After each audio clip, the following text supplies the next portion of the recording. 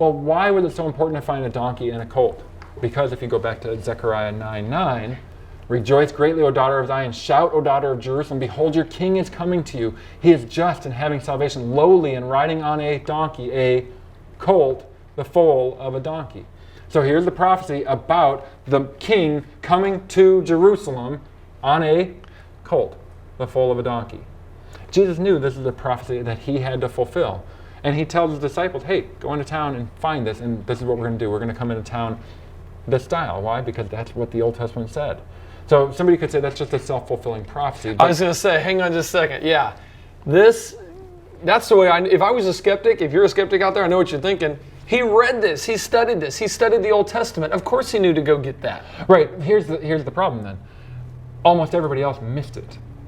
The Jewish leaders, when they see this happening, now they know, look, when the people are shouting that they're calling him the Messiah, we're going to talk about that in a little bit. But they weren't what about thinking all of these this. other? Yeah, what about all the other prophecies? They weren't. If they saw this and they saw the rest of those things, they should have thought, ooh, the Messiah is supposed to do every one of these things, and believe. Wow. But instead, no, they wanted to attack him.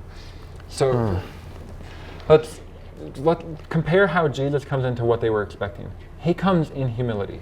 You know, when he was born, he's born in humble circumstances. He's born, in Bethlehem of a virgin under humble circumstances. He wasn't born in the palace, with great fanfare and everything.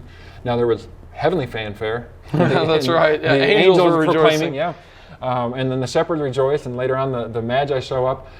But he enters into Jerusalem on a colt, not on a big white steed as the conquering hero or anything, and he's going to take the Romans and kick them out of Jerusalem. That's what they were expecting. I was going to say, that's exactly what they wanted. That's what they wanted. That's what they were And expecting. is that why they missed this? I mean, I try to put myself in their place and go, okay, I'm trying to study the Word and I'm trying to looking for the return of Christ. They missed it. I think there would have been some people who would have followed him if that's what was going on.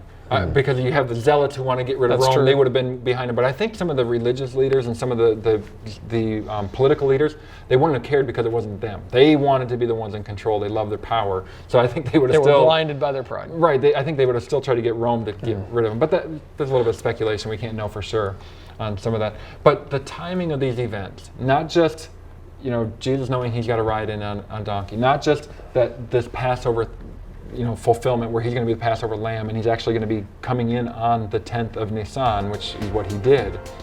And but all of these things were, I believe, predicted much, much earlier in the Bible, all the way back to the time of Daniel.